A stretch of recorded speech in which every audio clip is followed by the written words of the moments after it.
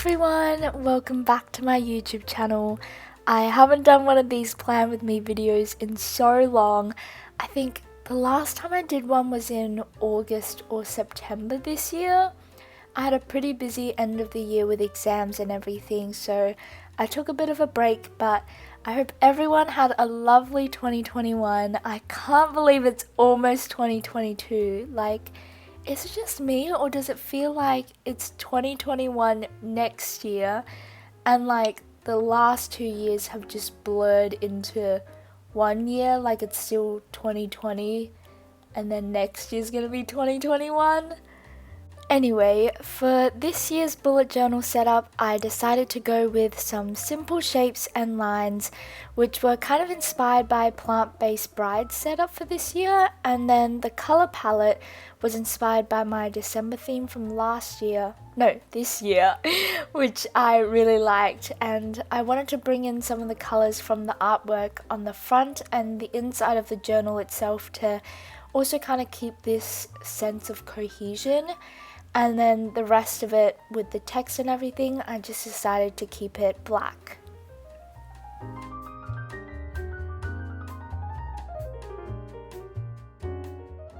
Right now I'm just going in with the Pentel Sign Pen, which is one of my favorite calligraphy pens, and then I'm just using the Zebra mild liners in the color dark blue, I think, to do the rest. And then these two colors are kind of like my color palette for the whole spread, in addition to the black.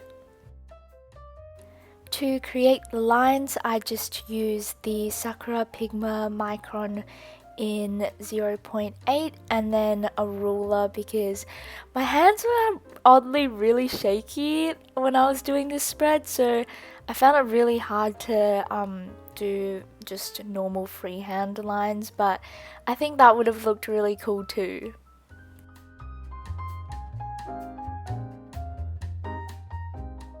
You can see here I kind of didn't go into this with a plan, so I kind of was just winging it the entire time, but I decided to do the black lines first so that if I did go over it, I wouldn't smudge it, and I also wanted to leave a white kind of border around the black lines, which I feel like would have helped them stand out a bit more.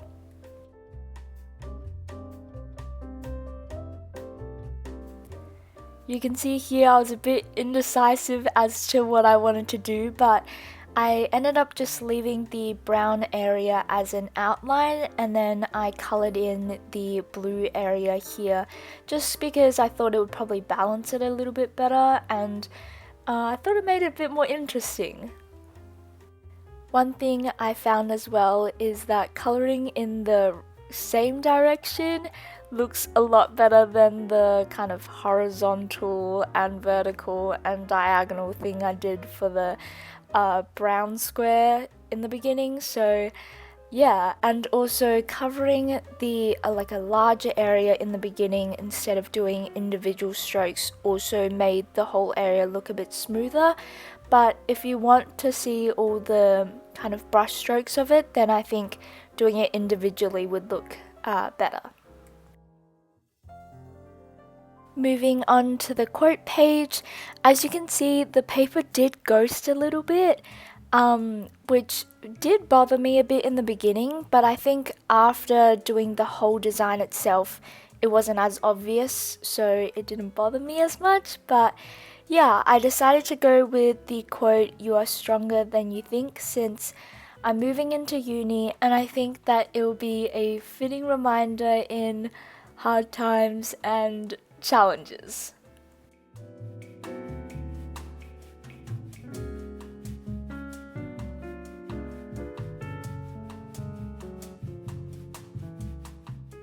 For this spread, I decided to go with a more simple kind of look, so to keep it kind of interesting, I decided to vary the font of the page.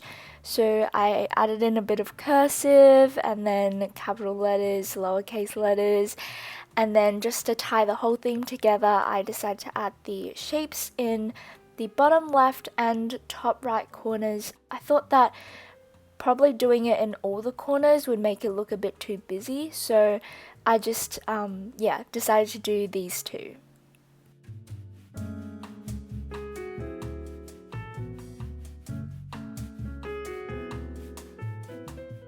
Since I realized that the direction in which I color in the shapes would kind of show, I decided to play with that a little bit, and so you can see that with the ones down the bottom I did them diagonally, and then with the kind of long rectangle on top I decided to do it with vertical strokes. And with the lines I just did the same thing with a ruler and the same pen, and this time I went on top of the colors that were colored in to add in a bit of variation. With the one on the top left, I couldn't really decide whether I wanted to do something else with it, because when I first did it I was like, oh, it looks a bit unfinished, but I ended up kind of liking it, so I just kept it like that. I don't know, maybe I'll get annoyed with it and then I'll make it look a bit more finished.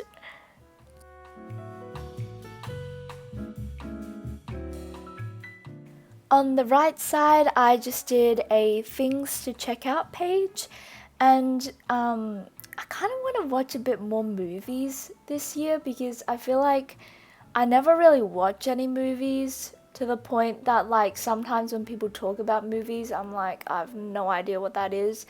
So I think it's good to have a list that I can go through. And then with the kind of lettering of it, I just went with the same kind of font that I've done for the rest of the spread. And yeah, I found it a bit easier to do kind of just write out the whole word before filling in the little serif thingies, rather than doing the letters individually themselves. But yeah, I then just went with these kind of simple boxes and things, and then in the end I just did kind of a circle in the left corner of the movies box, just to tie in and make everything look a bit more balanced. As you can see with the boxes, my kind of straight line freehand situation just was not working, but I guess it kind of gave it a bit more of a hand-drawn look, so yeah.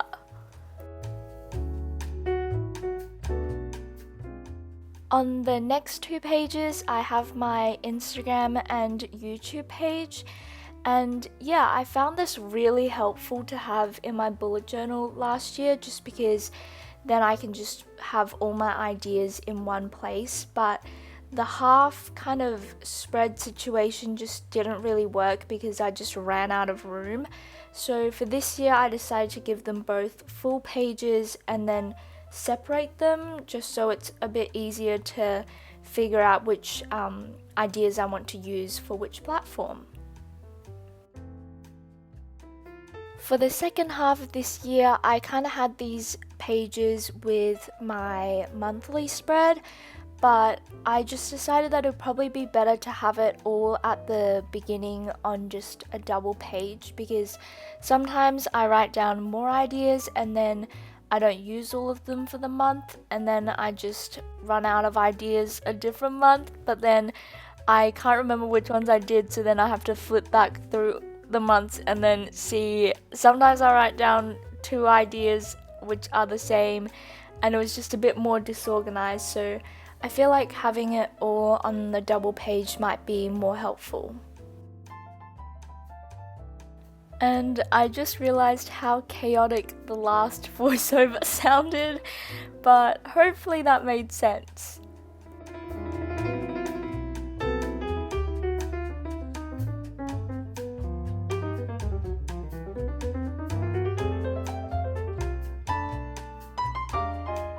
As you can see, I left some of the blue kind of square rectangle shapes, just the outline. I wasn't quite sure how I wanted to balance the one that was colored in on the right page, so I decided to finish the whole right side first and then see which one would make the most sense colored in.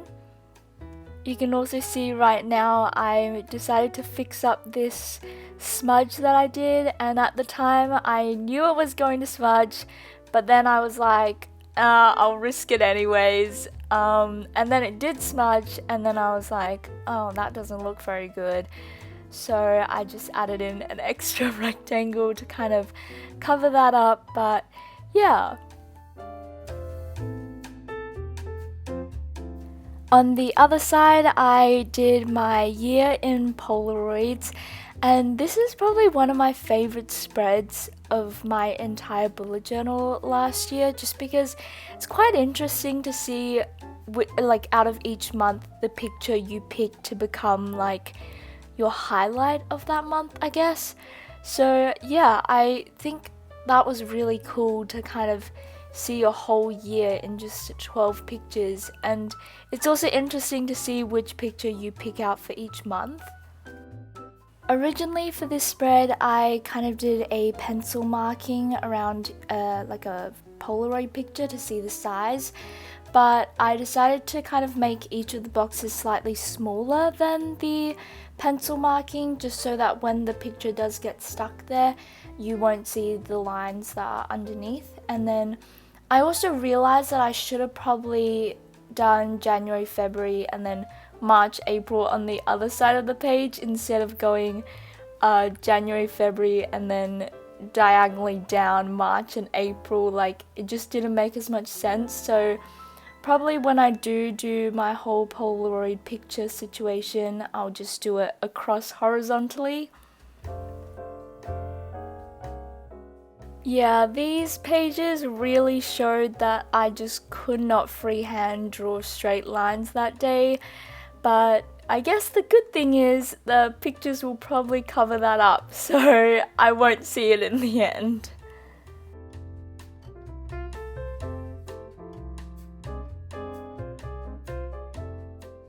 Flipping back a few pages, the Monterey Planner also has these kind of prompt pages. This one's priorities, and the one next to it is values and beliefs, and I decided to fill these two in. I haven't really decided what I was going to do for the other pages, so I didn't end up filming those, but for these ones I thought it was quite important to have them ready by the new year.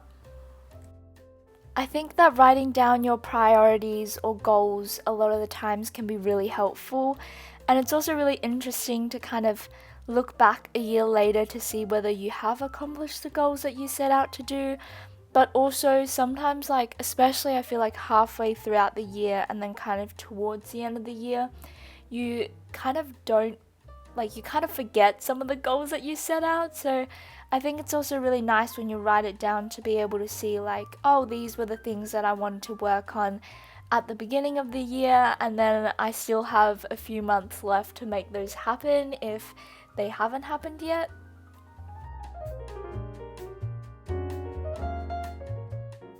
To make it a bit more fun, I added in some doodles and things as well, and to also incorporate the whole kind of color theme to make it really cohesive. But yeah, I just decided to choose some images that kind of come to mind when I think of these things, and yeah. One really big thing that I want to work on for the new year is balance, because I always feel like I always say that to myself, but then if school gets busy, I kind of just prioritize that over taking care of myself. So I kind of really wanted to remind myself that balance is something that's really important, and also something I really want to make sure that I do, especially with uni and everything, and also having a job. I think that having balance between those things and also having time for yourself is really important. Another one of my goals is to do more exercise throughout the year, especially in winter, because when it gets cold, I just don't really want to move. And so I feel like, yeah, winter I kind of just hibernate. So I feel like it's probably good to, I guess it's kind of good to set a routine in summer And then because it becomes a routine, it hopefully carries through to winter. I mean, I say that, but I also wanted to do yoga every day after my exams finished. And every day I wake up and I'm like, yeah, I kind of just forgot about the yoga thing. But yeah, hopefully, no, not hopefully, I will make it happen in the new year. Also, let me know down in the comments below what goals you're working on for the new year.